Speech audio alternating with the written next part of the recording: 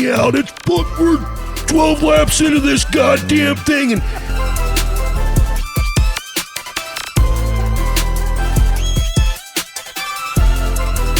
welcome, race fans. Watermelons and Woodchips, presented by Central Iowa Diesel Performance, episode 20. And we got a little bit of little festivities going on here at the Bobcat Den. Got the GM, Josh Reynolds, to my right. Down in the end, as always, is Jonathan Logue. And with us today, we have Matt Avila, IMCA Sport Mod racer. And Bobcat, you got a little bit going on here. Big old race party here. I tell you what, folks, we've talked about it on the podcast a few times. And this is immaculate. Our team and I, my team and I have put out a lot of work to set this unit up. It is a lot of money, but it is a lot of money up front to try to make some money for your race program. And it's the best way to thank your sponsors, get your fans. Like I said in the prior podcast, we used to just do sponsors because, it's for them, for supporting what we do over the course of the summer. Going to get some footage, I think, of just kind of how we have our deal set up here. But if you're not doing this for your race program or not doing something for your sponsors, the people that, support you, and whether it just be, a plaque or whatever, we've done all kinds of cool stuff. There's a lot of awesome people out there in the industry that do cool rewards and stuff, and it at a really good price, really, and it goes a long ways with the sponsors. Being able to come here, we put together a race video. We started doing that here a few years ago just to kind of recap our year, and then we introduce everybody. And the last few years, we've had a lot of new faces at our race parties, and it's also a way to get those businesses. Maybe you just never know. Somebody might need a need of what they do for their businesses, and we've on year 13 of doing this. So it's a very, very good way to make money for your race program in just one night. Like I said, we'll have G catch some footage of just kind of how we do it. We have a live auction. We call it Bobcat's Fun Wheel over there, spin around. We've got some stuff that we've put on that. We got a 50-50 going on.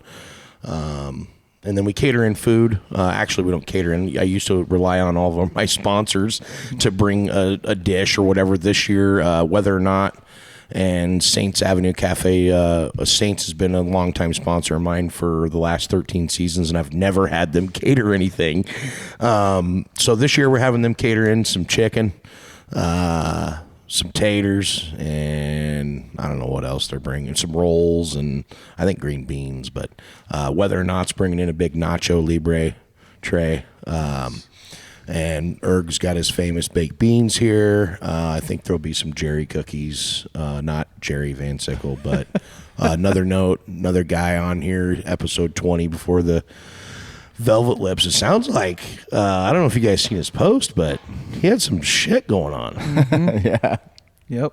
The last couple weeks. Career change, and some medical stuff, and all kidding aside, I think I commented on his post and said, there's a couple of troll accounts that are really dependent on you, so you need to listen. You got to make it through this deal. Listen to the doctors, Jerry. Well, and I feel like everyone sitting here is really close with Jerry, whether it's giving him a smoke every week, Friday or Saturday, or just being involved with Jerry as long as we all have, and I didn't even know that he was having some of that heart stuff going on. Thankfully, they found the blood clot. I mean, that would have been a tragedy. Yeah, right. Probably not for Doug, but yeah, Doug.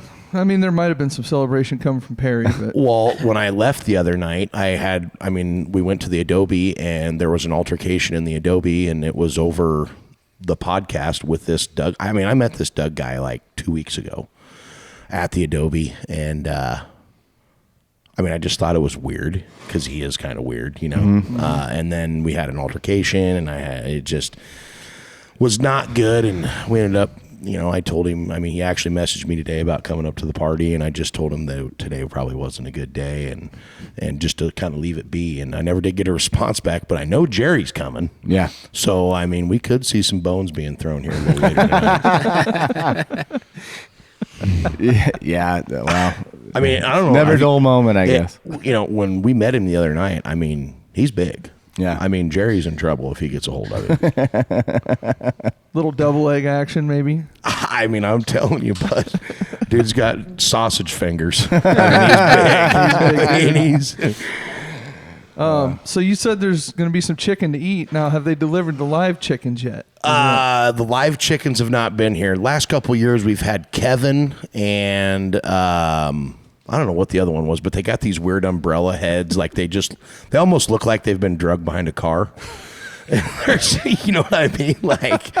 But my buddy Kevin, he'll bring them, and we'll get them caged up and get them. He's been full feeding them all day, so they should be ready to shit. They're ready. Yep. I'm gonna say anywhere between 8:30 9 o'clock, we'll probably get the shitting game on.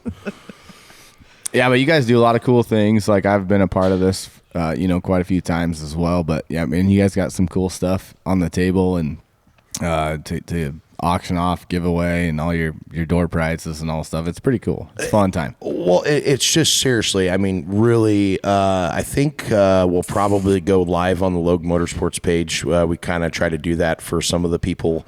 It's hard to get all your sponsors to come, and with everybody's schedule. So you just got to pick a date, do it. If they're here, they're here. If they're not, they're not, and you deliver them rewards. And I'm telling you, some of the stuff we've done, Cody's helped. I've had a lot of photographers. I've tried to use people in motorsports to do our party, support their way to support their stuff too. And there's a lot of cool things out there. So, seriously, if you can catch it, this will be coming out on Tuesday. So, go, if you don't catch it, just go and hit our Facebook page up and check that out and just kind of see what you're getting yourself into. It doesn't take a lot of effort, but it does take a lot of effort, if that makes any sense at all.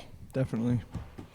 Well, let's get to our guest here, Matt. It's pretty awesome that you knew that you were coming on eventually, because you probably didn't have a choice. It's probably part of your job description now is to jump on the podcast. But you work with Jonathan or for Jonathan.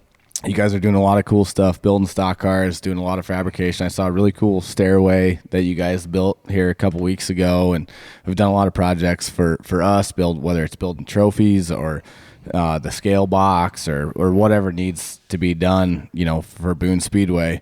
But we appreciate you coming on, and we're gonna try and get some cool stories out of you here, hopefully. So yeah, thanks for having me. I've got some stories. I don't know how many of them are cool, but well, we don't have a $10,000 check sitting here for you for coming on, but we're sure glad you're here. Well, everybody races for nothing, it looks like. Yeah, that is true. But let's get into that. So,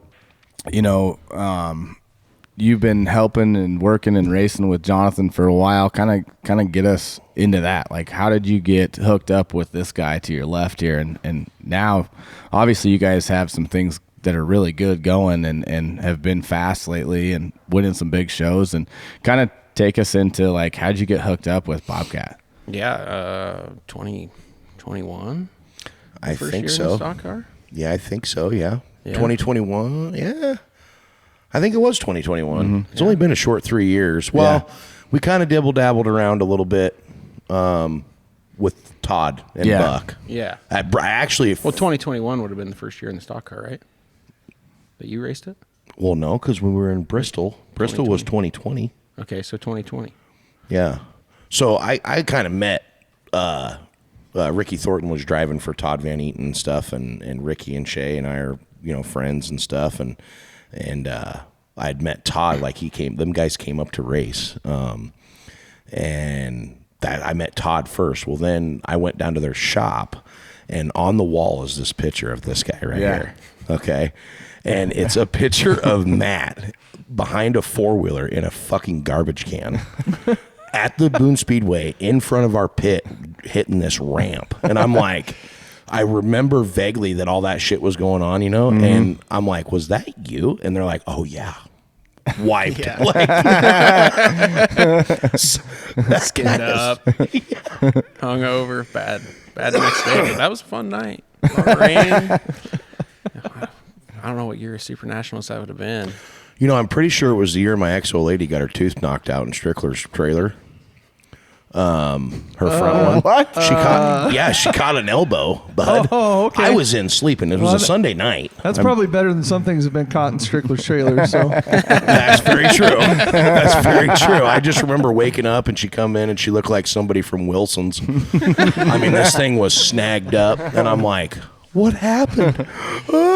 She was upset, and I'm like, see, this is why I don't fucking drink on Sunday nights. I'm focused on it. That was 2015. I was gonna say, I think it was 2015. That was 2015 because I had won the Super Nationals in 2014, but that was kind of the first time I had really met Matt at their shop and stuff. And then we really actually started kind of really hanging out at Bristol when it rained for 32 days and how many ever days we were there. It just sucked. We were all stuck in our toter homes. Mm-hmm. That's when Todd and all the guys met Josie Wales. Yeah, we were in Bristol, and I met Jonathan down there. I was going to drive that stock car for Todd a little bit that year at Corning, and he raced it at a bunch of specials and up at Boone and just kind of all over the place. And that's how we met, and kind of just went from there, really. Yeah. Matt kind of grew up in Corning, okay, not from Boone. And I'm sitting out here one day working on something, and he comes strolling in, and we're sitting over there at the bar, and he's like, he was working for Kyle Brown, traveling around, and he's like, I said, hey, you looking for a job? Well, actually, I am. He decided the road game wasn't for him, and ever since then, it's just been, he moved up here to Boone, and I basically, it was just kind of like, hey man, I got this rage thing going on. We were going up to West Union at that time when Justin still had the rage, building the stock cars up there, so Matt and I were going up there. I was actually working out of this shop, and the deal was everything that I made in this shop, I had to give 50% of it to my dad because it was his shop, his tools, his stuff. And so I was telling Matt, hey, I'm kind of doing this and doing that. It was kind of goes back to when we put the body on Doug Smith's car. Like that's when we were doing all that stuff here. And so we started going up to West Union and working all week and coming home on the weekends. And it's just we've slowly been building what we have, and it's phenomenal. I couldn't do it without him. He was racing what was it, an Ultimate or something? What was that first sport mod you had? I don't even know what it really was, to be honest with you. I raced that stock car for a year, Todd's in 2021. I mean, grew up in Corning. I mean, growing up, honestly, I didn't know that there was even really other racetracks that existed. I just went to Corning every week. And then, I don't know, probably about the time we were 14, 15, we kind of started moving around. And then Buck, we started going to going to Stewart once in a while. We'd go up there every week and break a right front ball joint and load her on the trailer and go back home and get it ready for Corning the next week. It was pretty rough. And we started, getting competitive and kind of started taking things a little bit more serious. And I've always loved racing. It's just, I knew that it's what I wanted to be a part of. Just never knew how I was going to be a part of it. So was there stock car? Is that the first thing you sat in? Like, is that the first thing you ever raced, or was there something else? Yeah, Buck would let me hot lap his car every once in a while at Corning. And then in 2021, they told me they were going to let me race it down there every once in a while. And I raced that for that year. And then I moved up here to work for Kyle and go do the crew chief thing on the US MTS tour. And I just wanted to race. I didn't want to be gone. I wanted to be home. I wanted to race myself, and I just knew I needed to figure out how I was going to make it happen. Mm-hmm. So you really haven't been racing full time for that long? Essentially not No, I too raced awful long. about 20 nights in 2021. I think I made 9 A features in 2022 in that car, and then in 2023 I built my new Rage, and it's been good. I mean, that you think about it, that's a pretty phenomenal turnaround. Pretty short. I mean, because you look at the guys that we race against, right, every week, and like those guys have been racing forever. So you've kind of jumped off and been pretty successful pretty quick in that thing.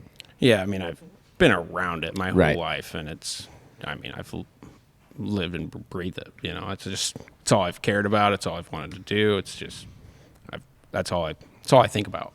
Well, is that what you give the success to? Is that what you attribute it to, though? Is just the fact that you love it that much, and you just apply, like, a lot of your thinking goes towards it, or take us through.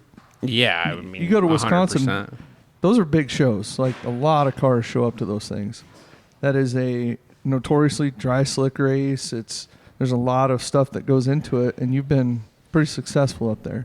Yeah, I think the biggest thing is going up to that deal is just treat it like another race. I mean, every race, just go into it like another race. Don't overthink it. You get too much pressure put on yourself, and then you're probably not going to perform as well just because you're trying too hard, or you get yourself in a bad situation because you're just trying too hard. Yeah. Where do you put the most pressure on yourself? Like, what racetrack?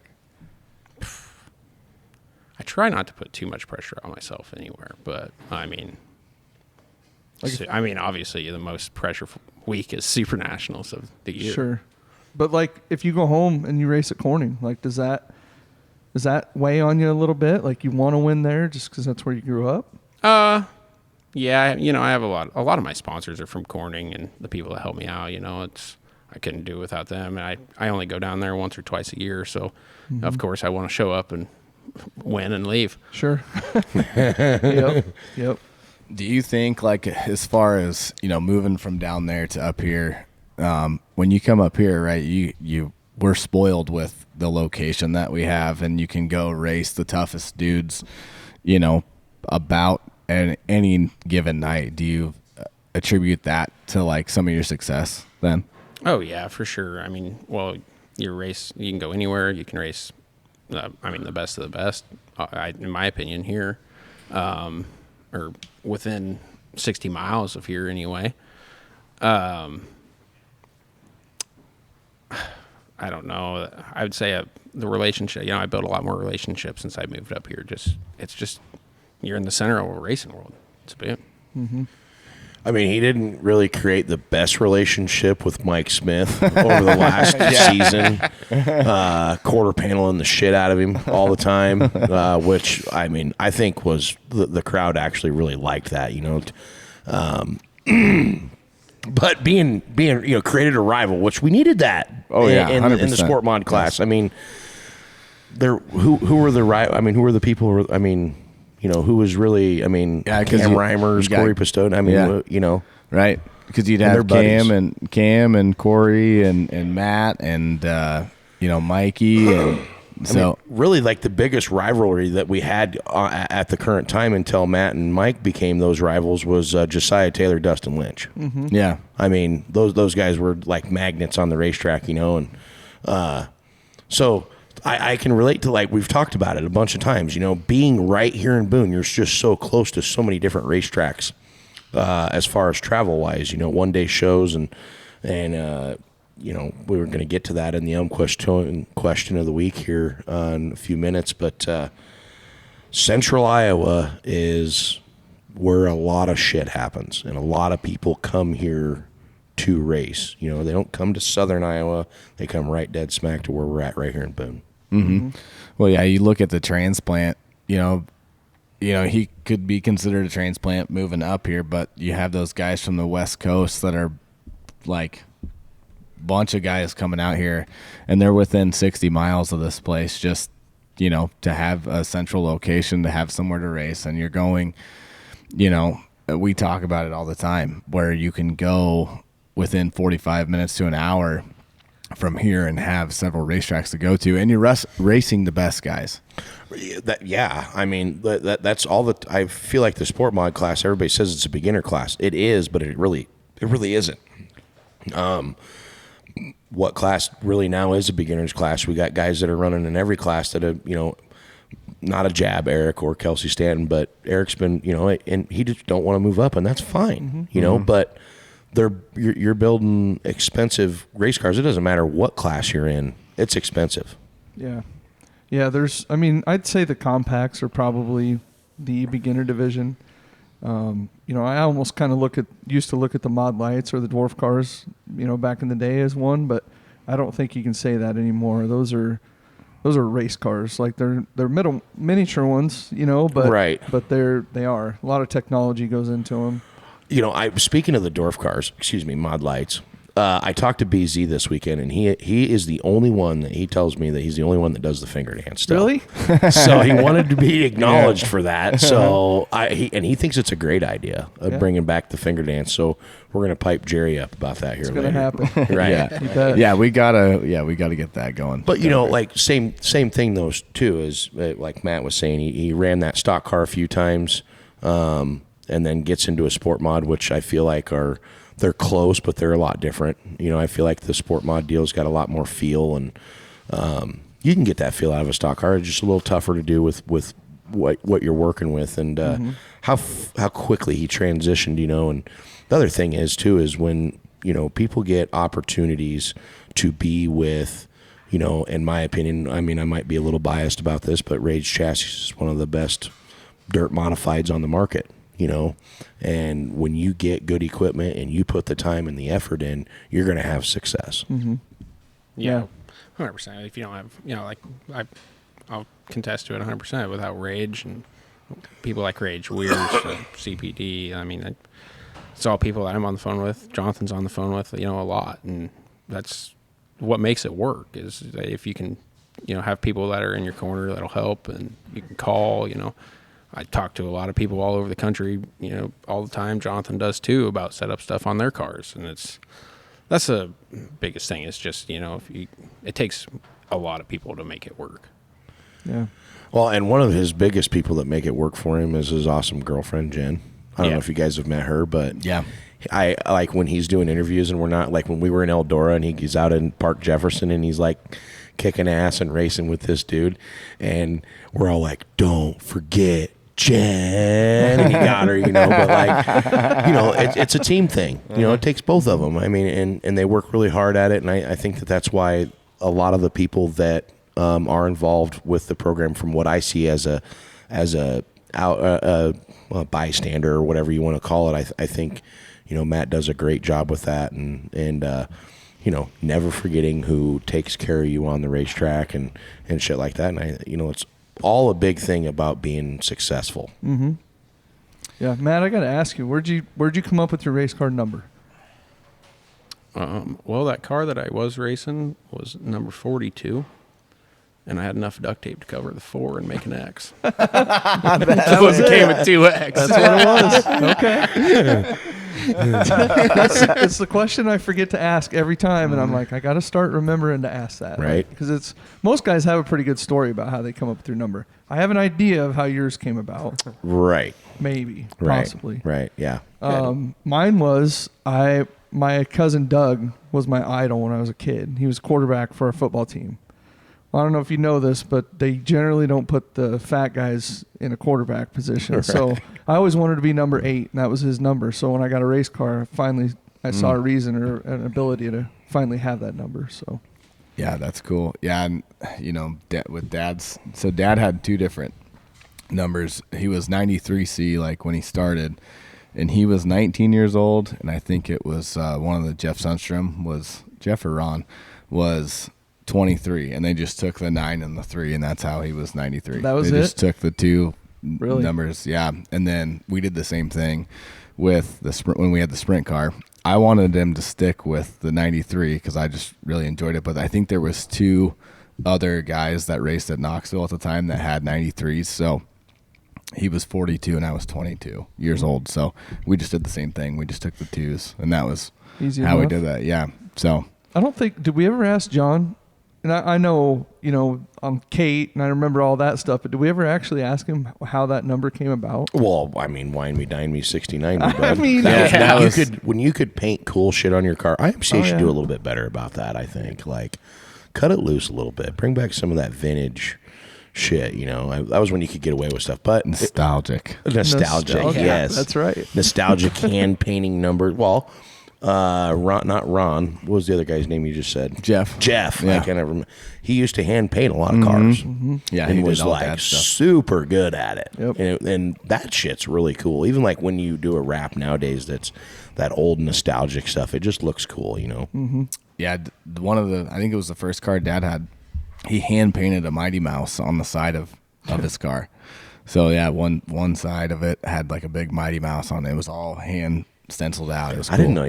The only other Mighty Mouse person I know is Blazin' Bill Gibson from Oskaloosa. You guys remember him? Blazin' Bill, hobby stocker. Mm-hmm. Yeah, that's wild. That's funny.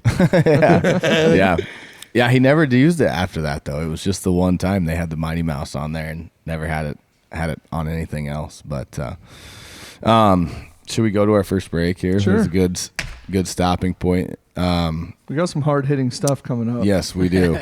We do have some good stuff. So, announcement. Yeah, I forgot about that. Mm-hmm. So, yeah, the people have spoken. They have. And it's helped make the decision. So, we'll talk about that when we get back from the break. We'll send it over to Central Iowa Diesel Performance. You've been watching Watermelons and Woodchips. Central Iowa Diesel Performance is a full-service preventative maintenance and truck repair center in Ames, Iowa. While they specialize in high-performance applications, they can do fleet repair, engine maintenance, transmission repair, or things such as brakes and electrical. Anything diesel truck related, Central Iowa Diesel Performance is your go-to shop. Check them out at www.centraliowadieselperformance.com. Next segment is brought to you by Logue Fabrication, your go-to shop for custom metal fabrication. From residential and commercial projects to auto racing applications, Logue Fabrication delivers quality and precision every time. They're not just fabricators, they're racers too. Proud home to Rage Hobby Stock and Stock Carts you see tearing up Boone Speedway every week. Whether you need a custom railing, a commercial build, or race-ready metalwork, trust the team at Logue Fabrication to get it done right.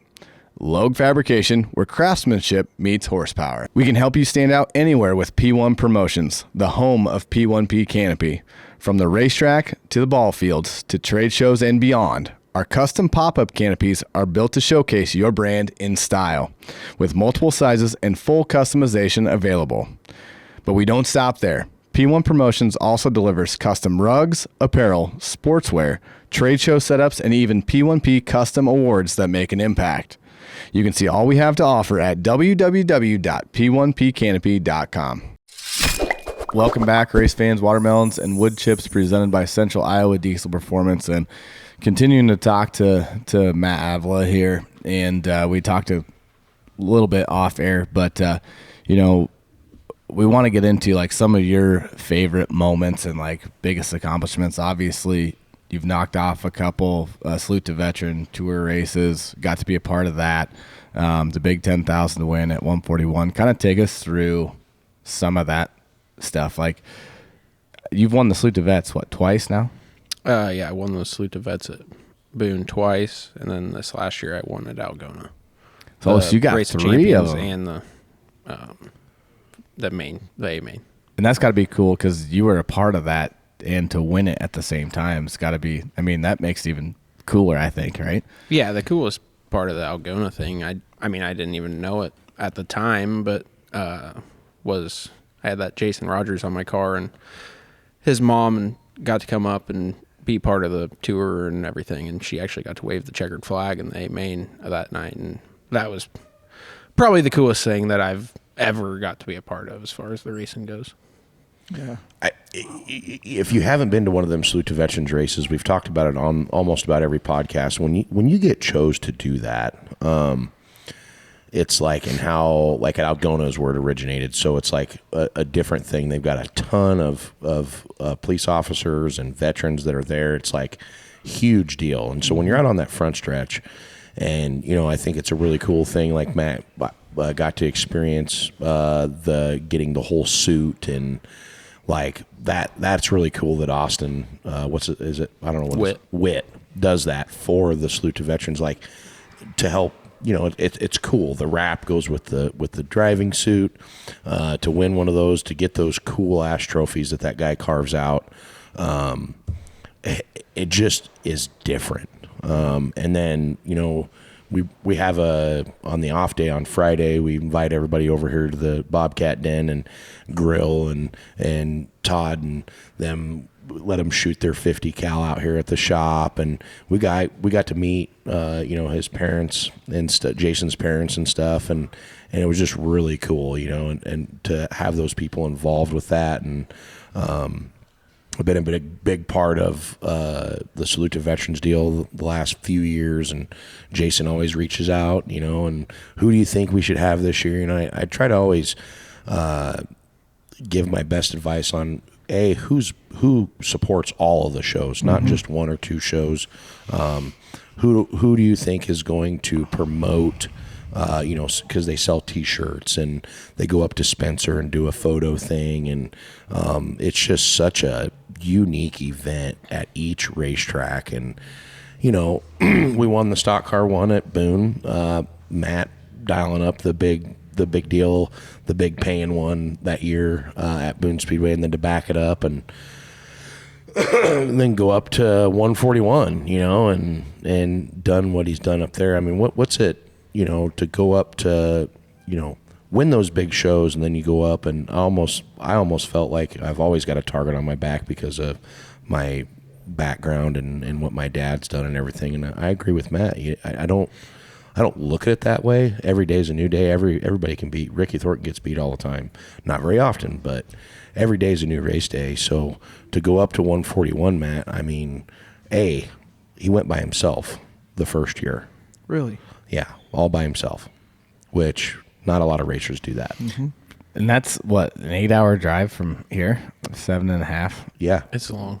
it's long. Especially if you're by by yourself, and if you only make it about halfway to Marshalltown before your truck breaks down, then you have to call the Bobcat to borrow his. Oh, really? Yeah, so we got a new truck from Moffitt's this year, and I'm pretty excited about that. I can go race a little bit and not have to worry so There much. you go. So you were going by yourself, and the thing broke down on the way there? Yeah, last year I was going, well, I didn't know, my dad was up there already, but I didn't know that.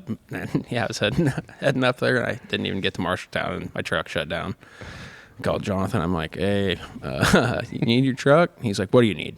I was like, your truck. Yeah. I think you were parked over at. I was by Blood Farms there, kind of, in yeah.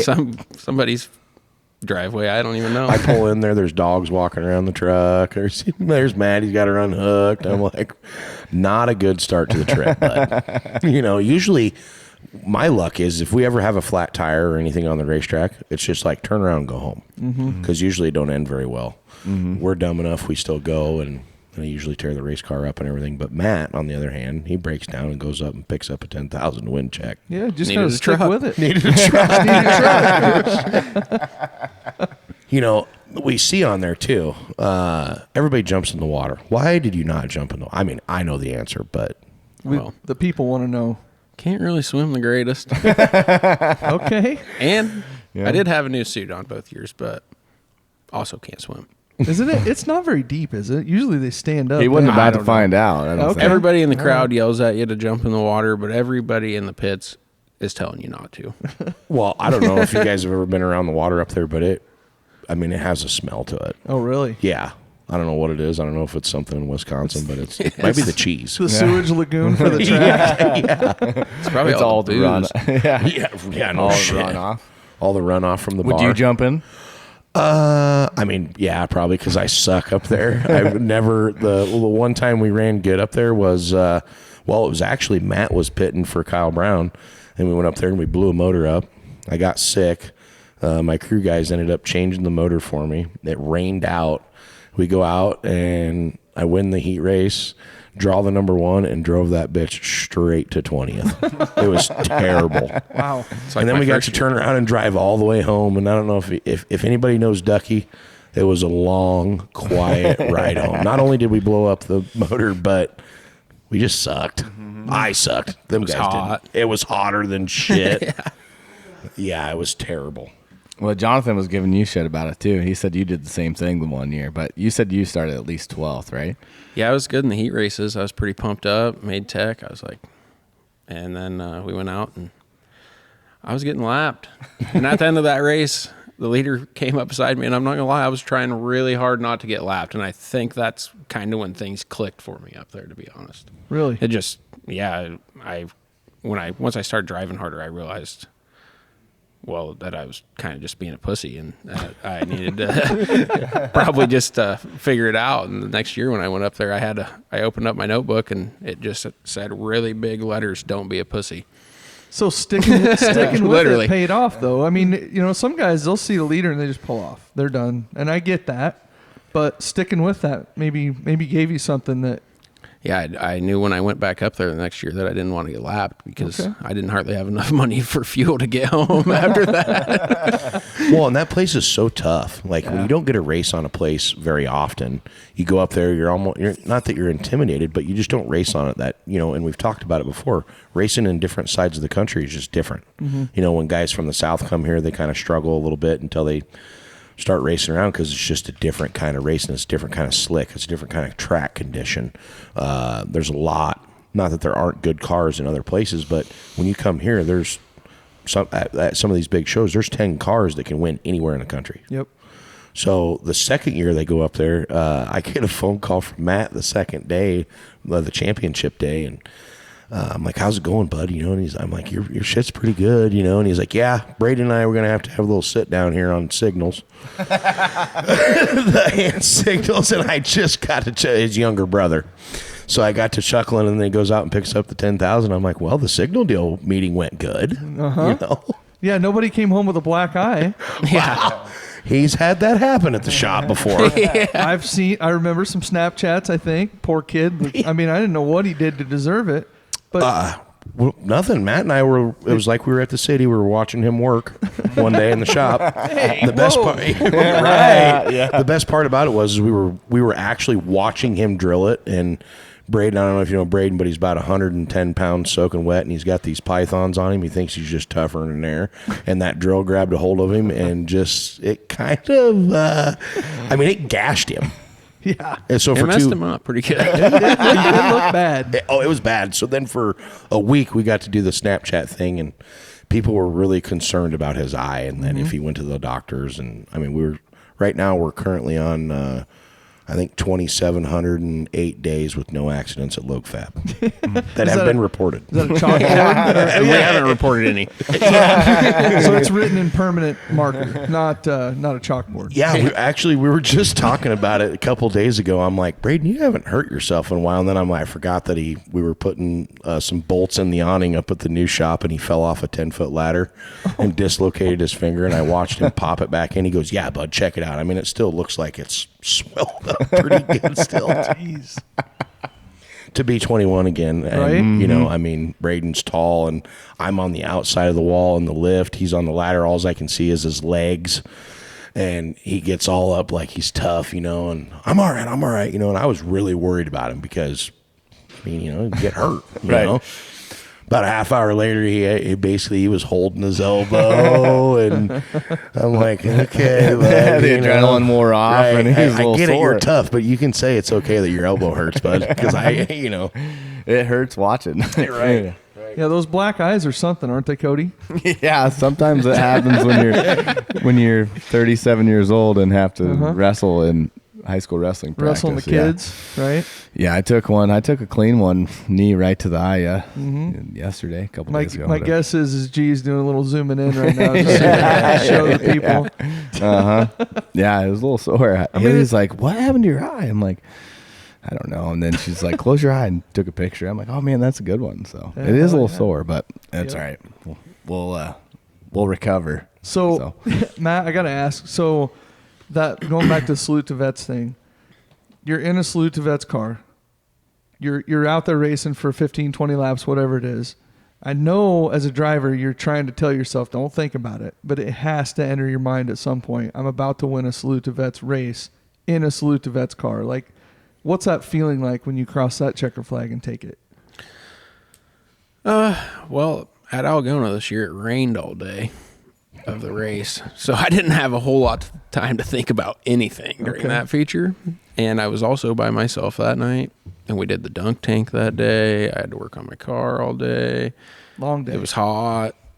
We had the Race of Champions that night. I didn't really get a whole lot of time to think about any of it until the night was completely over. And I was, I mean, I don't know. It was, the coolest part was definitely just having Jenny and Eddie and them there, the family, and all the people that had served with Jason, you know, and just seeing what it meant to them more than anything. I mean, to me, like I said, I treat it like it's just another race, but to them it was really special, and that's what made it special to me. It's awesome. Yeah, I think sometimes we take that stuff for granted a little bit, you know, and, you know, we're racing 2-3 nights a week, maybe even more. So, I mean, from like your perspective, like you can't put too much stock like into it, right? Like you just got to go show up and race. But when you step back and look at it from another lens, like it's pretty cool for the people on the outside watching something like that happen. Well, especially for what it's become, you know, and if you've been to any of those shows, I mean, you just see they're just getting bigger and bigger and bigger. We talked about it at the Boone Speedway. It's the biggest single day car count show that to date for the last 2 years at the Boone Speedway. The first year was, you know, the growth start of it. There were still a lot of people there, but not what there is now. And so to bring that kind of, and what Jason and Winnipeg, I mean, all the people that are involved with that, it's insane, right? To be behind the scenes of that, and it's kind of cool to get a taste of that when you are a chose car. It's a lot of everything. Like there's just a lot of moving parts with that, and they're trying to do so many cool things with photos and videos, and but it's an organized chaos, really, you know. A lot of recognition, a lot of extras, there's a lot to that, but yeah, it's a really cool show, and it's really you know, special to a lot of people. Well, it's like when you're out there on the front stretch and they're talking about, you know, the what like Chad reads, you know, at the opening ceremonies when they got all the cars out on the front stretch. I mean, like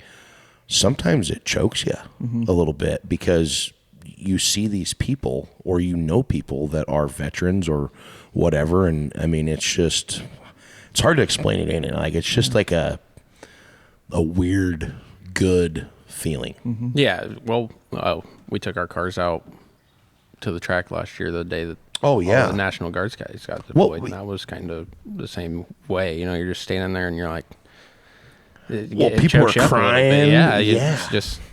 And when we fired our cars up that day, and that place was just kind of like, I mean, they're getting ready to get on a plane and go overseas and serve our country, and we fired our race cars up, and they were jacked. Yeah. Like, they were pumped up about it.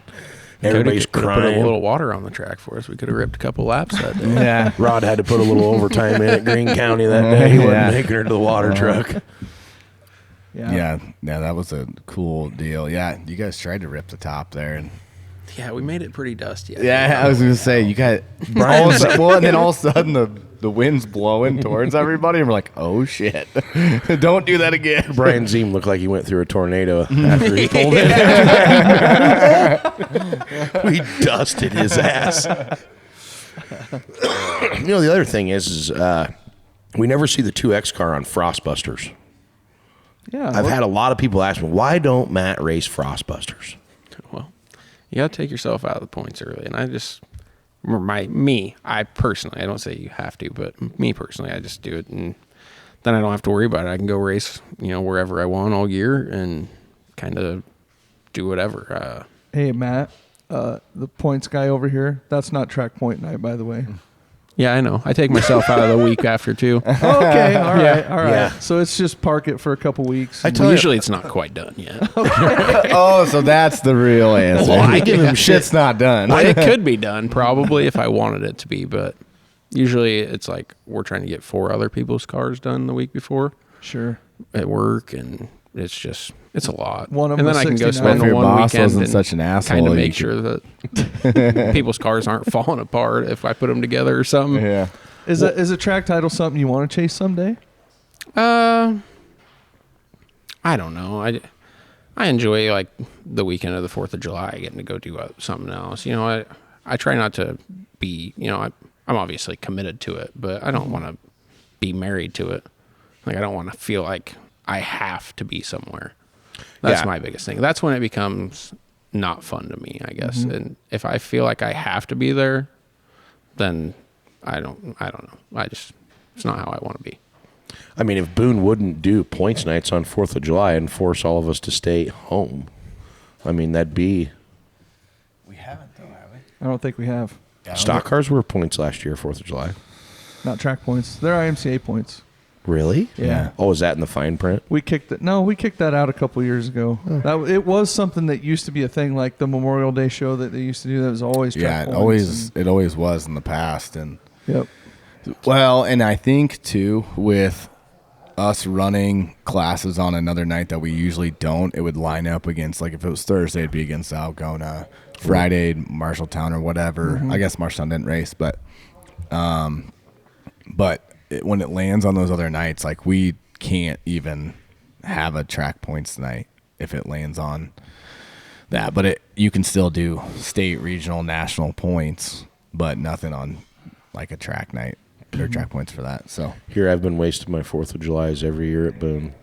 I Not mean, even knowing. I mean, no, you still need to be there. But Yeah, right. Yeah, I personally would like, I don't want to feel like I have, if I'm leading points somewhere, that I have to skip this special somewhere Sure. to go to a different race, you know, just to come because I'm chasing a championship. I don't know. I race for wins. I don't race for championships. And if a championship comes out of getting the wins, then that's how you get it. Fair enough. And I think that's when you talk to a lot of different people that end up that way, it's almost by happenstance, right? Sure. Because they're just consistent, and then they start winning, and then all of a sudden it's like, well, we just kind of snuck into this deal and didn't start paying attention to it until the last month or whatever. We've seen guys miss a night and still end up right in it at the end, you know, and sometimes get it. Like it does happen. Yeah. Right. So- That's what I mean. Like if you can win enough races and you still miss a night, then so be it. You know, that's what it is.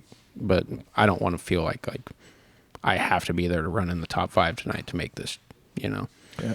Well, and sometimes you just get lucky. Like, you know, like last year, Boone got lucky and had hardly any rainouts. Marshalltown had like 9. Yeah. Or I don't know if it was 9, but I it was a ton. It was a lot. It was a It was a lot. ton. So at that point, there's usually typically 24 race nights in a season.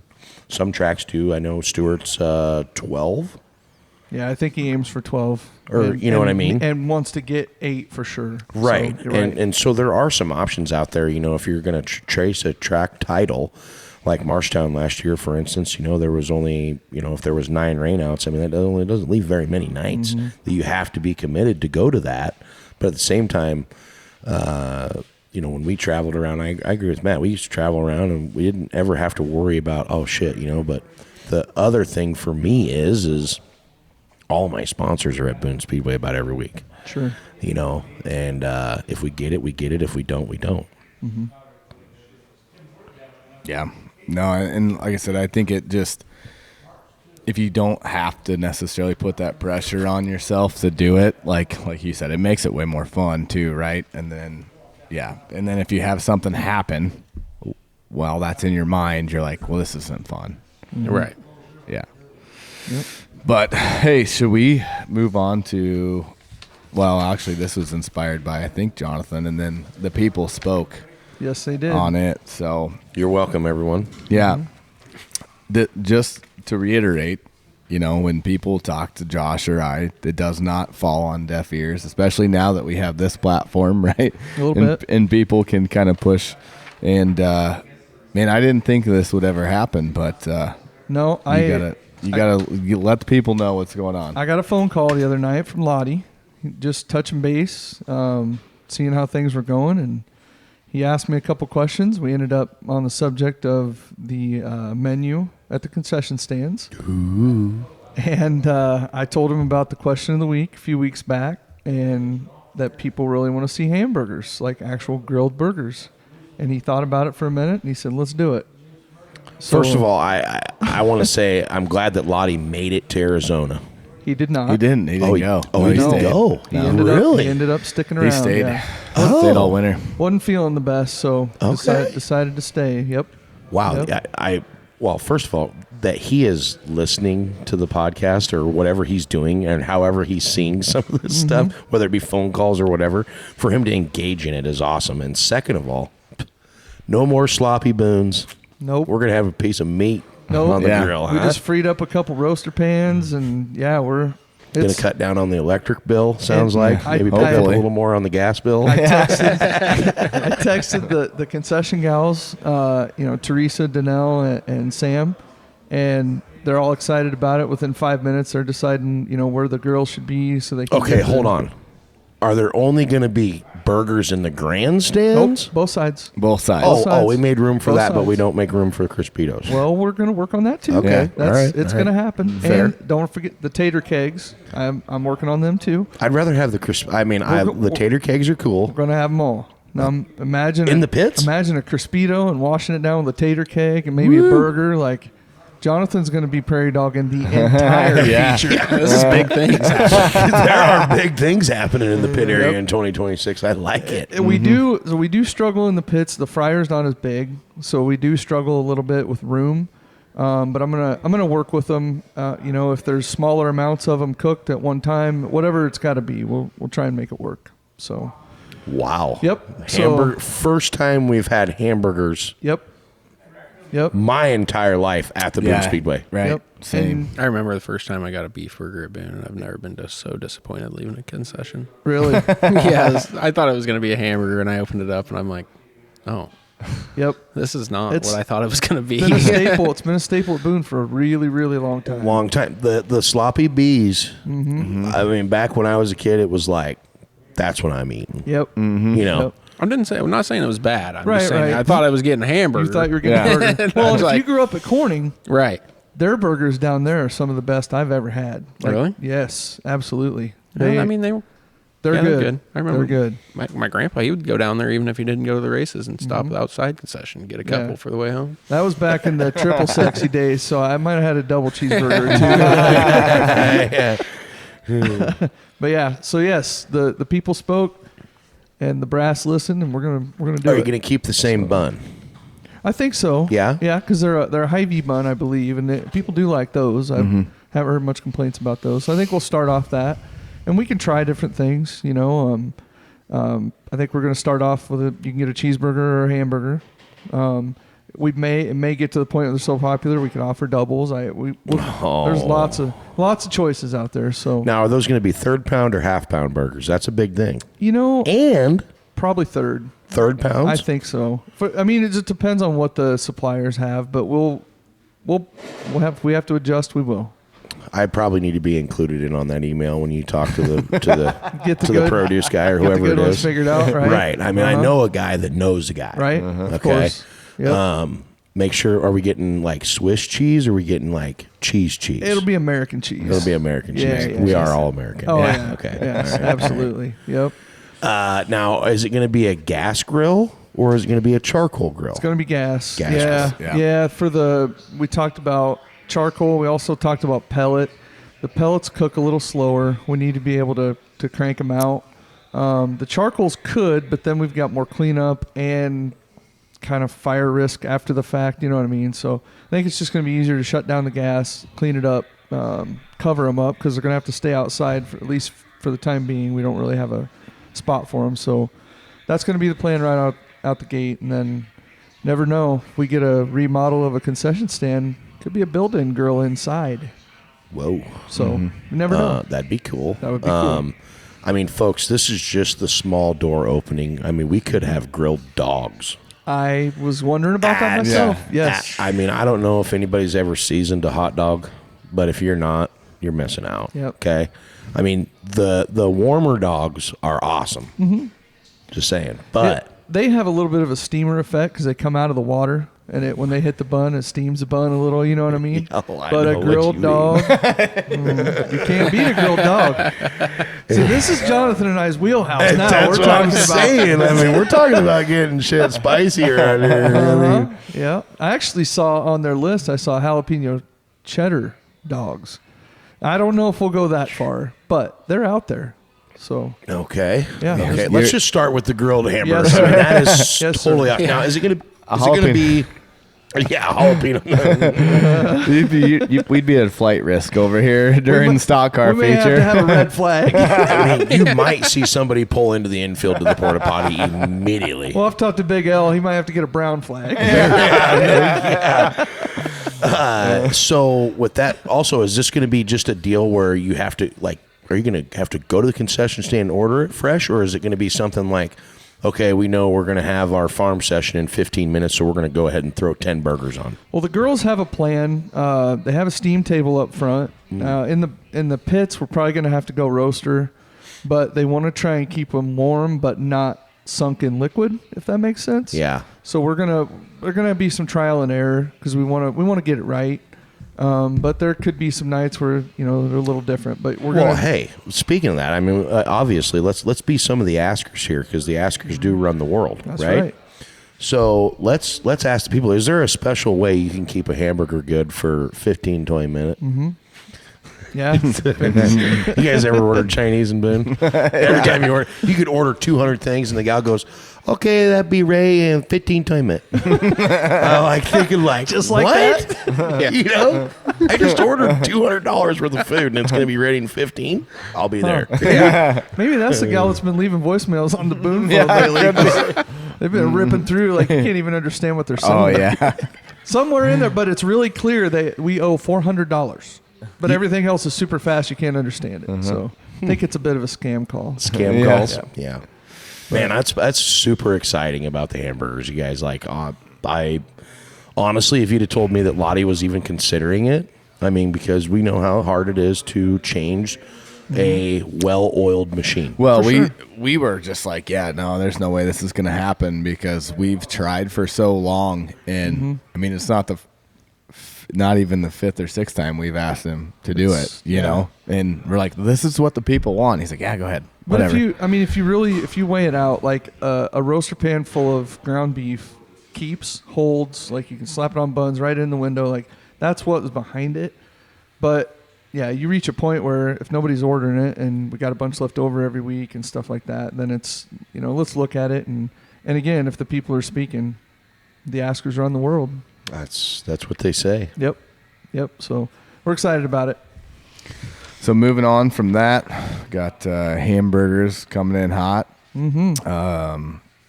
Yeah, and that's not the only thing that's coming up. We've got to button up a couple other things before we can announce, but should be some other cool stuff. Excited. On the food beverage side of things. But let's go to. No, they haven't told me, guys. So don't let Yeah. anybody be messaging me because I don't know. Right. This one's buttoned up, but I'm going to tell you, if it does happen, it's going to be big. Yeah, it'll be awesome. It's going to be Here awesome. we go again with you guys' teaser shit. Yeah, really. That's all we can do at this point. We That's we right. really can't That's breach right. contract on this deal. Yep. So. Fair. I've used that one a few times on you boys. I'll let you guys have one this time. Yeah. Uh-huh.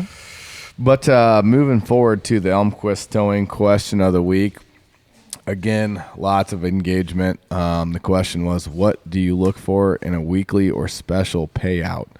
That's was kind of a hot topic in the last one that was like, what would you change? And kind of got me all fired up. But, we just put it out to the people this time. And really, what I expected were the answers that were given.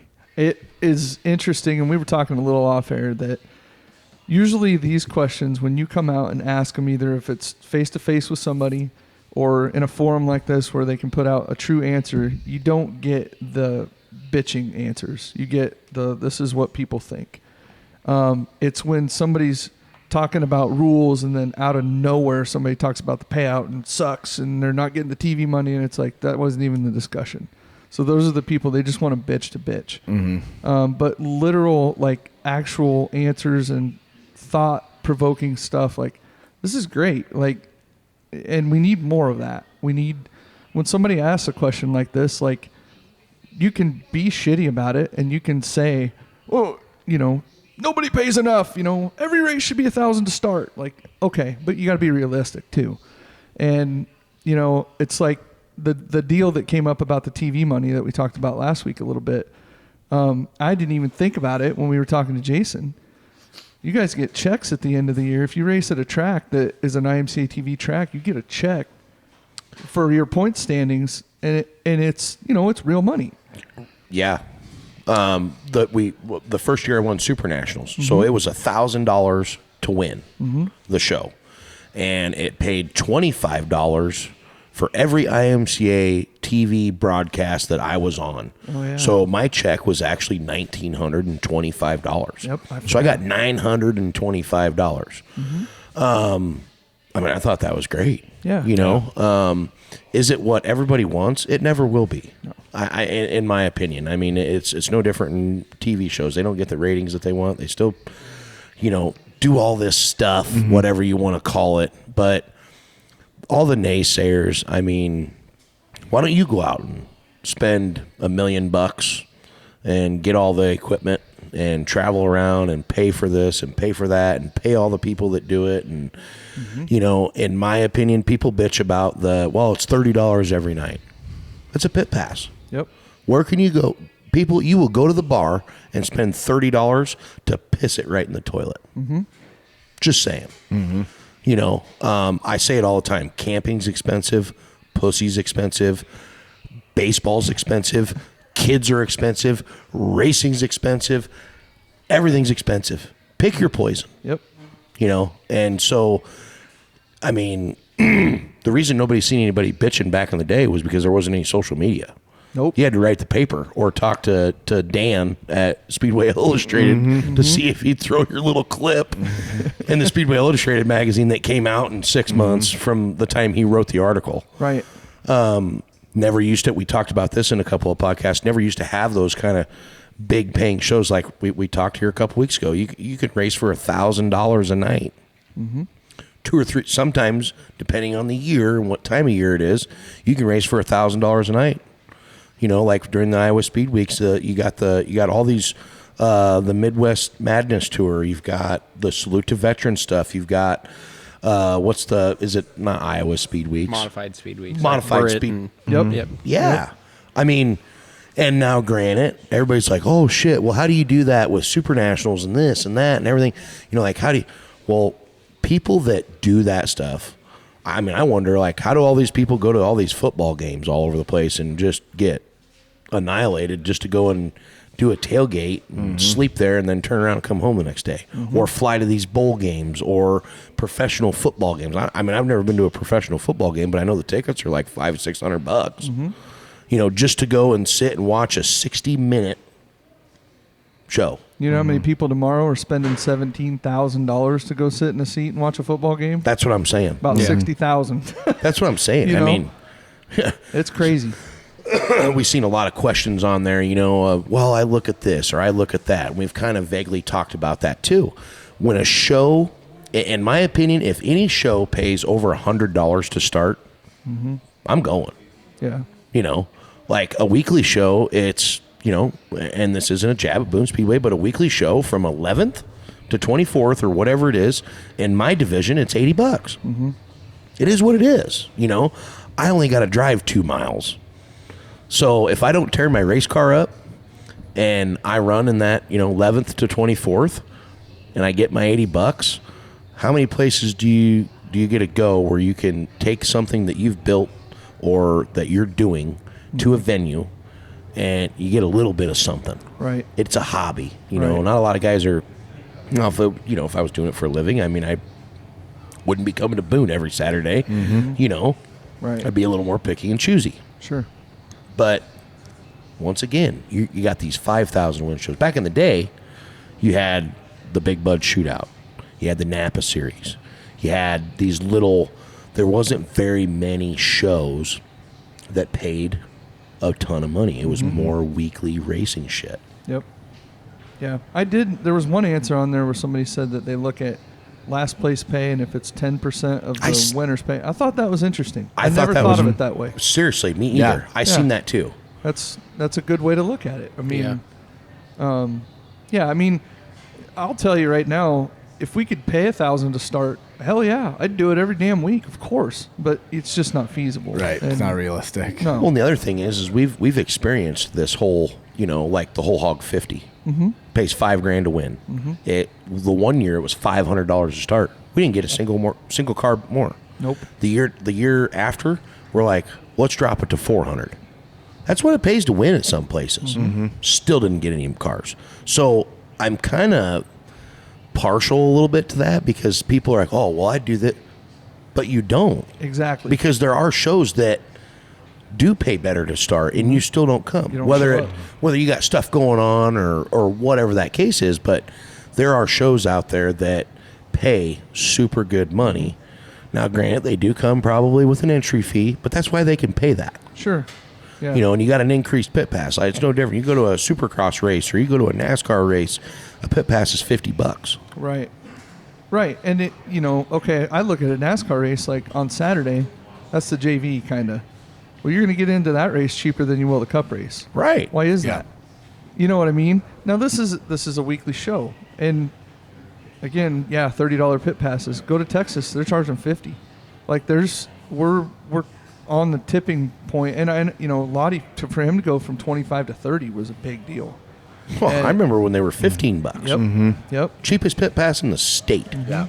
Well, and like I said, it was a big deal for Lottie. He was actually against doing it. Yep. But we had, and then when Josh is like, hey, I'm looking at what everything costs us right now. Like, we need to probably do that. Yep. And then to be able to make a couple of adjustments in the payout, and which, again, I know you love my teasers, but we might have another one coming there too. So With that the one's payout? possibly. We had some talks. So Whoa. we'll see. Again, inspired by the show. Yep. Really? Yep, 100%.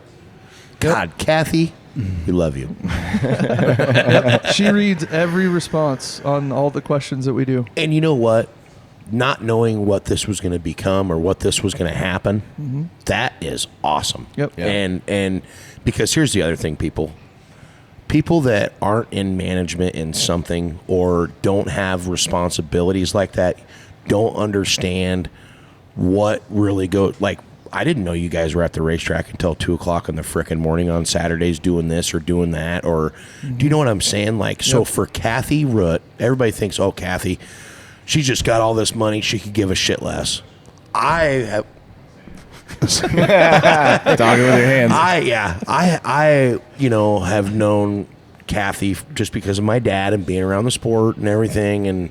And she's put in a lot of effort and has spent a ton of money that nobody even knows about. Yep. And since we started the show and how optimistic she has been about this show and what she's supported with this show, to hear that she reads all of those messages. I don't know about you guys, but I mean that says a lot about her character, whether you know her or don't know her. Yep. She's always learning, And I know there's one guy that sends her an ass load of emails and paperwork that she has to print off. Yeah. Oh yeah.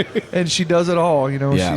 She's very well put together, and she's just super attentive to all that stuff. Oh, yeah. And Yep. she'll, we'll have a group text and she's like, hey, saw this, like, what do you think about this? Blah, blah, blah. And she's still involved. Well, I think she probably got a little bit of lashing, when they came into the Boone Speedway and she kind of started showing her face and being like basically holding people accountable. That's 100% what it was. You know what I mean? Like, and people, we talk about this all the time too, how people read a message, whether you read it in a positive way or in a negative way. Yep.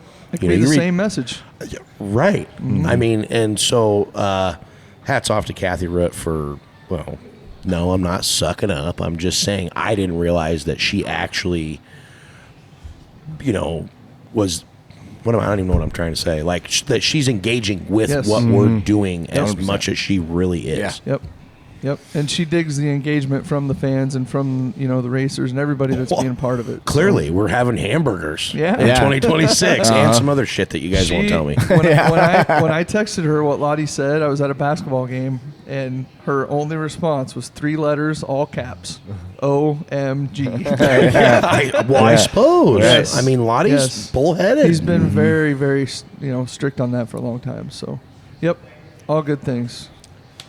But coming into a couple of these other responses, the best one was, and when we haven't had a Cam Gruber reference in a while, but he said, I didn't even know that we got paid. And Cam, we love you, buddy. Well, Cam, you don't get paid for running B mains, especially with the kind of tires we see you running down there. Okay, so I'm just saying. Hey, shouldn't he come to the Bald Tire Bash? Like, get him a stock car. That'd be a good race for him to run. I mean, wouldn't I know somebody that's got an open seat. it? Here you go. I mean, I'm Gotta just bring saying. your own tires. Yeah. well, he'd have no problem with that. Right? Yeah. Actually, if you could bring tires for a few cars, because every year we get there, the boys, I mean, they're strict about it. Curtis and them guys, I mean, they do a really good job with it, and they measure every tire. I've gone over there and had tires that were too thick, so then I'm out there with a grinder. So the whole pit area is smoked out because you got 3 or 4 guys that are trying to cheat. Murdy's were one of them the one year, taking brand new tires and shaving them down. And no, I'm kidding. But I mean, that did happen. We put the show on, and Buck and we were over there grinding tires because they were illegal. Had to get him down a little further. So Cam, if you could bring a few sets, I mean, enjoy bring that. your seat. Well, there was a promoter that commented on his post that said, from Joaquini. Yeah, basically, He's like, thanks for thanks. the donation. Right? Yeah, appreciate you. But we have this is no shit. At Stewart, I have had a guy that he got paid, he never picked it up, and I contacted him, and he's like, "Well, I didn't finish in the top 10." And I said, "What do you mean?" He goes, "Wherever the hell he raced, I think it was in Missouri somewhere. You didn't finish in the top 10, you didn't get anything." And I was like, "Whoa, no, we don't do that. Everybody leaves with an envelope, So it's Right. surprising what's out there that stuff like that will happen." Yeah. Well, when we talked about a little bit about this too, the pay thing. Some places, like in Colorado or some places where tracks are really far spread out, they pay a little bit more because then people are traveling Sure.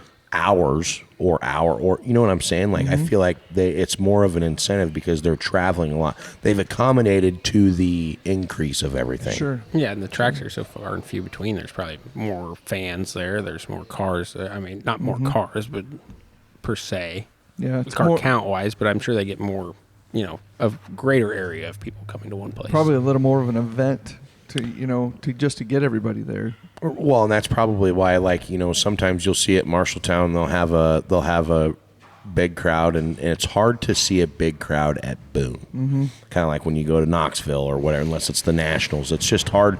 The grandstands are so big, everybody looks like little mice in there, But there is quite a few people, but it's just different now. Right. Yeah, you talk about that. Yeah, it is hard to see that. Unless you're Lottie, he knows exactly how many people are sitting, and he's usually within 5. He can pick them out. Yeah. Only when he has his readers on. Well, He can't see shit without his glasses. yeah. If he doesn't have glasses on and he's sitting across over by where you stand and he's telling you how many people are there, he's completely making Yeah, it I up. wouldn't. Yeah, no, listen. Yeah.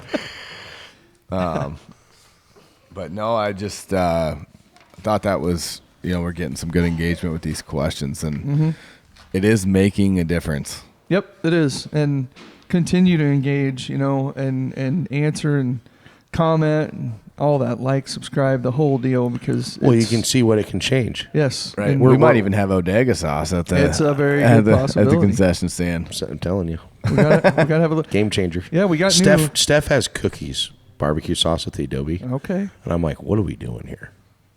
But they have a good. I mean, I'm just an Ordega guy. All right. All right. It's like the third different pronunciation of that, by the way. On that, let's see. Well, we never did ask Matt. What are you doing in 2026? You just gonna bounce around and hit some of these big shows? You getting married? You got kids coming? You got new car coming? Do you plan on winning any races? Do you plan on quarter panel and Mike Smith all year? What what is your 2026 look? We're gonna build a new rage car, another sport mod, and got an open motor this year. Open Been great motor. until the end of last year. Zing, zing. Put the open motor in before Super Nationals, and the only race I lost after I put it in was Super Nationals. So we'll see how that goes. I try it for a year, and I don't know what'll hold after that. Same color scheme, or is it going to be? I mean, I haven't even It'll be asked him to black. work together every day, and I haven't even asked him. It's going to be white. It's gonna be black. Oh, black. Ooh. Is there ever full sail panels in your future? Yeah, hopefully one day. Think so? Yeah, Yeah. that's Just my goal Like, for sure. just go a little bit faster, have a little more power. Like, Yeah, if I can get one good year of luck at Super Nationals, I'll put full sails on. okay. All right, we'll hold you to that. The last few years ain't. I mean, but I I have not had luck at Super Nationals one time. Goes out. I know you can create your own luck, but I got to quit hitting the tires. So if we can do something about the tires that are full concrete along the inside, they just destroy your nose. I don't know if we could put a little dirt down there. Well, We put dirt. yeah, there's dirt down there. Yeah, they did put dirt down, so Yeah. we might be able to get the left front up over them Right. now. I mean, my biggest suggestion would be don't hit them. I don't know what to say. They're in the way. I'll tell you this: if we take the tires out, they'll be hitting the light poles. If we take the light poles out, they'll Yeah. be hitting rods. They hit the light poles anyway. I've seen it. Always going. Yes, they have. You're right. That guy Seen was that. here last week. Yeah. So the future for the 20 the 2X is just to bounce around, hit some of them big shows, and Yep. Yeah, and Not Kind hit of the tires. pretty much how it's been the last few years. Yep. I'll probably spin out a few times leading. I mean, it's just how it goes. Just don't buy another. John told me if I don't spin out, I ain't trying hard enough. You know, there's a lot of truth to that. so I didn't hear you say anything about the Mike Smith rival. Are you going to continue that on in 2026? Yeah, Good. probably. Good. You know, when he came up here, you know, there was a car in here, you know, and he asked if it was Matt's car, and I said, don't even look at it. Get away from it. You know, we covered up the right front and shit because we don't want him knowing what his, you know, The real speed his secrets. kryptonite. The 2X is the 22X is kryptonite. I'm just saying. Yeah. No, I like Mike, but when you're on the racetrack, I mean, it wouldn't matter if it was Jonathan. I'm feeding you a right rear if I got to win. I mean, but we've experienced that before. We were in Batesville for the 50,000 to win show. I qualify the first night. We're out there for the big show. Buck starts 27th. I start like 9th or some shit. It's a 71 lap race, or I mean, it was a long time. We're 12 laps in, and we have a restart, and I'm backwards coming out of turn 2. I don't know if you've ever been to Batesville, there's a grate where all the water drains, and it's probably a 2.5 foot hole. So I come around there and I get spun out, front end, smoking, everything. I get pushed in, and I pull in there, and Todd and everybody's down the infield, Matt and everybody that was with us, and I get down there and I'm like, who the f*** took me out? We're 12 laps into this goddamn thing, and he leans into the window of the stock car, calm as shit, and he goes, it was Buck. And I'm like, what? Well, there was a strip of moisture coming off the bottom, and I missed it, and Buck didn't, and just got me. And I just was like, I'll never, ever forget it, that the way he said it. And I'm just like, Buck took his own teammate out. And then he proceeds to drive up to third, and then Dylan Thornton just clean drives through him. And then we about fought Mooney down in the infield because we were pissed off because it was a $10,000 third place thing. And so, yeah, I mean, I can relate to that. Yeah, I mean, I'll be your friend in the pits, and I'll be your friend on the racetrack, but I mean, I'm going to race people the way they race me to an extent, but I mean, a win's a win. If a weekly show, you know, $1,000, $1,500 is different too. But, you know. Right. Yeah. Well, But we true all want to win. colors, We're all there Dad for always one says reason. we bring our friends to the racetrack. That's right. We don't come here to make Yeah. friends. I mean, that's when it comes down to the pay thing, it's like I don't look at what it pays for tow money, or like, I probably should have done that the first year I went to 141 and didn't have enough money to get home. But it's just, I look at what it pays to win. That's what we're there for. And if I can't do that, that's on me. But I also, I talked to Niehaus one time about it last year, and we were in the infield at Marshalltown. We were talking. I said, if I can run third almost every night, the way I look at it, I can afford to race the next night. That's how I look at it. Right. It's a good way to look at it. Yeah. Well, and some of these people don't realize what it costs to drop the door and do all. Yeah, if I'm not winning, my car's not. I mean, I'm gonna have to quit racing real soon. I can say that. Jen's gonna be going, "Hey, bud, let's take a look at this here." So we're gonna have one more episode before you and I are in Florida. You know that? It's coming up. I tell you what, the Clash on the Coast just picked up 105 entries without including the slingshot cars, which the slingshot cars are cool. It's a group of kids. They kind of do their own thing, and they're fearless. And they're a really weird car. I'd never seen one until we were down at the Clash on the Coast last year. Super excited. They're bringing in the Sport Mods this year down at the Clash of the Coast. We'll have the inaugural winner for that. Seems Matt's not going, sadly. Hey, somebody has to stay here and run Logue Fab. He's not lying. Yeah, he's not wrong. But he don't even have a car. Justin, I don't know if you could speed that Chip. That's Justin, Chip, True, whoever the boys up there in Rage. If they could, pick that process up a little bit. I mean, Matt doesn't race Frostbusters, so they know they got at least until the second week. Right. But I'm super pumped up about the Clash on the Coast. Peyton Taylor, I mean, I don't know if you've seen the videos of Peyton Exotic and all the other fun shit that they do for the Clash on the Coast and what kind of promoting they're doing for that event. Can't be there, can't make the trip down. Going to catch everything live on IMCA TV. I mean, there's just a lot of cool shit going on. I'm super excited to get down there, and there's been a lot of hype up going on with the Clash on the Coast and what they've been doing down there at the Northwest Florida Speedway. Some new owners coming in and absolutely doing some absolutely phenomenal things down at that speedway. And to see the cars, 105 cars right now, and I know not everybody pre-registers or does the pre-entry list for that deal, but what a growing event and what a great thing for IMCA Racing. Yeah, an absolute boatload of work that they're putting in. Peyton's, he's on social media every single day, and I'm almost tired of seeing it. I'm kidding, Peyton, but it's like, you don't see a lot of people that do these events on social media as much as you see Peyton Taylor on there. Well, you're tired of seeing Peyton, but probably not Babe, right? Oh, Babe's Babe. Man. That's why she's called Babe. Yeah. I mean, she turned into a silver fox the last few years, and man, it just really makes her glow. I'm excited. Colton and I are going to be down there with you this year, and we're excited, to take a little Boone flavor down there and a little Central Iowa flavor, and kind of. And I don't know that anything needs to be put in order down there or anything like that, but we just the way that we're going to run the show and the way we've talked about, and I think it's going to be really good for the event and good for us. I think over the last couple of years, Peyton has just done a great job. He's just had people.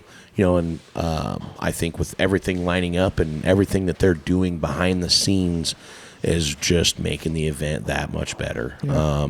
Last year was great. It was smooth. Everything ran good. There's always hiccups in everything. That it doesn't matter what you're doing. There's always hiccups and stuff. And I think that it's just getting smoother and smoother every year. It's no different than any show, the veteran show, and everything that we've talked about. The more you do it, the better you get at it. Yep. And then when some things do, happen and come up, you figure out how to deal with them, and move on, Get you and Jerry out on the beach running with your shirts off. We're not doing that. If I would have known that they were going to slow-mo our guts jiggling on the beach, I mean... It's the gut hair, I think, is what, when you talked about that, I can actually see that right now. Right. I know. That's what I'm saying. Like, when they were filming us, it was, like, way different than what they posted on the video. So thanks, Nate. And I'm sure Garrett had something to do with that as well. He just throws his hands up in the air. He's like, I don't know. Right. We had just got done eating fish. Yeah. The only thing that wasn't, like, the water really was actually freezing freaking cold. Yeah, I bet. I mean, we were not, you know. Well, I'm sure we'll see something. Oh, yeah. Yeah, we'll make something happen. Plus, we got to, like, figure out how to do the podcast and hide from Jerry or something. We'll get that done. I think I know somebody that can entertain Jerry long enough. Got an idea? Yeah. All right. Because if we don't, we know he's going to try to sneak on. I'm just saying. I'm actually surprised he's not standing over at the table right now. Right. Well, he's coming in. He just sent me a message. Doug's not going to show up.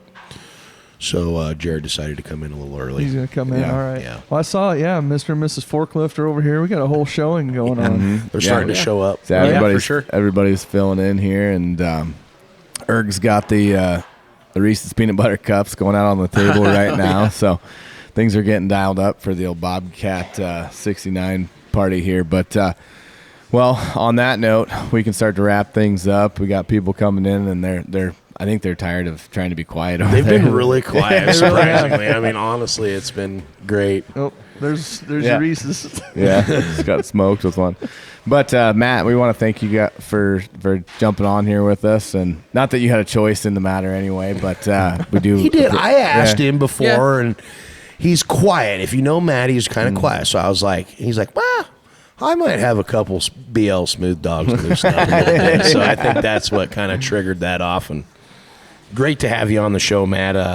We really, really appreciate it. We know it's tough working with me every day and dealing with my shenanigans, and not only just working, but being at the race shop here under one roof. But it's also kind of cool because he's brought back more wins to the shop than I have the last couple of years. So I'm glad that he's picked up that Strength in torch. numbers, bud. Strength in numbers, yeah, for sure. There you go. Yeah, thanks for having me, and can't thank you guys and everybody that makes this possible for you and for me enough. And it's pretty cool. Yeah, absolutely. We got to thank Central Iowa Diesel Performance, Weir's Machine. We're going to talk about the expo coming up. I talked to the guys at Kevco, so we'll get that put together for the Motorsports Expo that's coming up there with those guys, and talk to Chad. He wants us to come up and do that show, live on location or whatever up there for that. So we'll get that stuff put together. Yeah. Umquist Towing, obviously, Logue Fab, P1P Canopy. Who else am I forgetting? Adobe, you bet. Yeah. So, no barbecue, but I'm gonna go tear into whatever Jonathan's feeding us over here in a minute. Absolutely. So. Yeah. I got a little BYOB I might have to introduce you That's to. right. That's right. So, but on that note, we want to thank everybody for continuing to engage, and appreciate you guys listening to us. For Jonathan Logue, Matt Avila, Josh Reynolds, I'm Cody Malakote. You've been listening and watching Watermelons and Woodchips. We will see you guys next week.